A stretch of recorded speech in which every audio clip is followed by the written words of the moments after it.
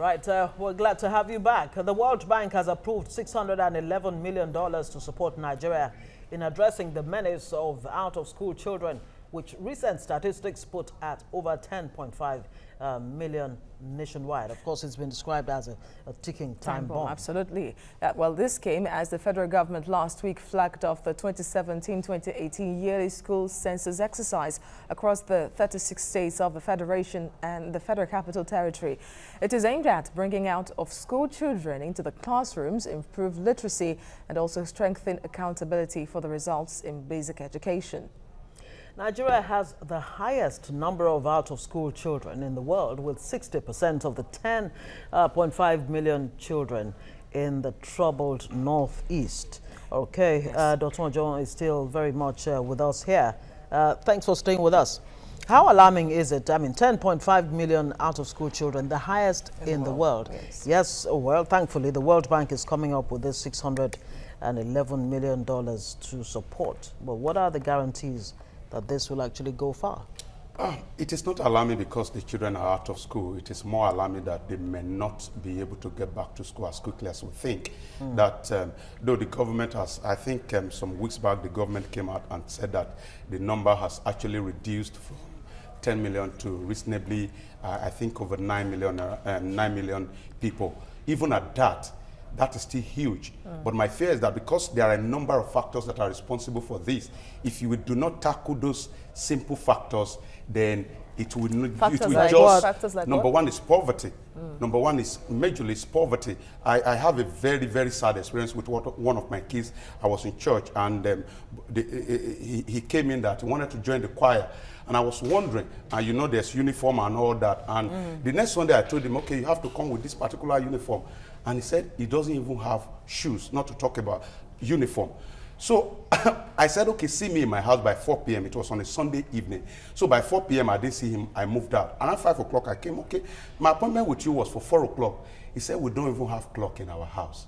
At that point, I was afraid. So if that kid is in school now, but if a teacher gives him an assignment that is going to cost him 15 hours, that will be the last day you will see him in school. Wow. So poverty is so ripe, is one of the major reasons why we keep having this number of people out of school. So when you campaign and you bring them out of school and you do not solve the problem of poverty, in a matter of time, they are still going to get back to So in essence, are you saying that whatever effort put in place or support being got from the World Bank could be counterproductive if, first off, like you said, poverty is not addressed? Yes, we have to be strategic. I know that when World Bank gives money like this, there's a little bit of monitoring. You understand? It should not end at the level of campaign. If it is at the level of campaign, then it's not going to produce another result. Let's go beyond campaign and identify some of these basic issues and then begin to tackle it. The money is going to help, no doubt. If it does not how far would they be able to take them? Well, many would say that, of course, it's not really the responsibility of the World Bank anyway, it's just supporting, because the plan is to give each school about $30 after the data analysis by the NBS, National Bureau of Statistics, and then $100,000 to states. And many schools, many of the states still don't have the accurate census of the schools in their states. I think our problem basically is bigger than the capacity of whatever bank you can think about, except if all their allocation is coming to Nigeria. But again, we need to be yes, and we need to be strategic in what exactly do we want to achieve. Is he encouraging people to come to school by building better facility? Because that is part of it. Is he encouraging people to come to school by feeding them?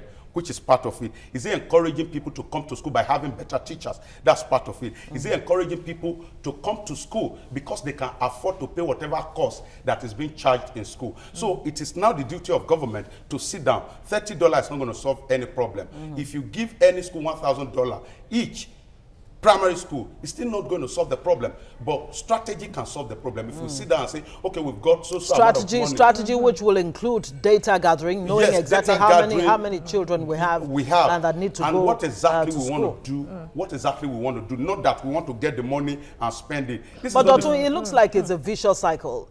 Poverty gives rise to lack of education. Lack of education gives rise to poverty, and you still have a government that does not earmark or hand mark or whatever you like And the multiplier effect. For the budget, I mean, less than 5% annual budget for education. And then the multiplier effect really is insecurity, because if they do not get educated, what else? They become vulnerable to... I think if, in all honesty, if you combine what the state government is budgeting for education and what the federal government is budgeting for education, if you combine both and spend it judiciously on our education sector, we can achieve a lot. We can achieve a lot. It's not about putting 25% aside for education. But it's really a mega percentage, as if you compare it with the agreement by the African Union, that countries that are signatory to the agreement, the Abuja agreement, are supposed to go by. At least 26%. Yes, in fact, if you look at the United Nations, this thing is also around that 26%. But my major challenge is that we have talked about this 26% to the point that we have forgotten that we are supposed to spend the little we have on education. That's why at the end of the day, you hear that a state, I monitor part of their budget, especially when it comes to education. You discover that they earmark as much as maybe 200 billion, for example. And at the end of the year, you are wondering, what exactly did they use the money for? So if we use the little resources we have judiciously on the schools, then we have a better. The reality is not all the amount earmarked for a project or for a sector is always released at the end of the year. That is where priority an average of comes 30% in. or so. Yes, that's where priority comes in. If we actually prioritize education, if we see it the way we are saying it in the studio, and we know that our life depends so heavily on education, then we will release. We'll release money, the money that is not enough that you are still holding back. That's the crisis we have. Now, the education we are talking about is not just the classroom education. You need to take the education even to the marketplaces. Let an average market woman see the reason why she has to send the kids to school, no matter what the challenge is. So I think the focus is always, okay, let's clear the street. But if we clear the street and the woman at home does not really place value on education, at the end of the day, it will just... Another concern is this $600 million. How will it really impact on the military, paramilitary, and Almajiri schools, and all the other, the Quranic schools, religious schools, and schools in the rural areas that are almost untouched? And they're supposed to be for all schools in the country. It's supposed to be for all schools in the country. I think the focus majorly should be on schools in rural areas, because the government, I think I'm sorry to use this language, the government is deliberately killing some of these schools. Why would you say so? Yes, I went to a school and I told them that this is my plan for this school. I want to build a 3-classroom block for you. And they said, fantastic. The headmaster said, fantastic. Right. I never chopped, but I cannot continue to see the school like that. So I wrote, it is over 9 months now, my sister. And they've not said, called me from the ministry. And I am not the only man that is saying this.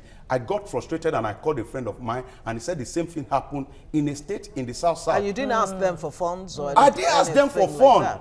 I did not ask them. So sometimes you are wondering, what exactly do we want to achieve as government? Why is it that it's so difficult? We cannot build school. Individuals are coming out to build school. I don't have any political ambition. I am not even from that state. So unfortunately, just like the rest of the world, developed countries, some African countries are already looking at knowledge-based economies. A small country like Rwanda is doing so, putting priority, of course, on education. Thank you very much for your analysis, Dr. Nojon.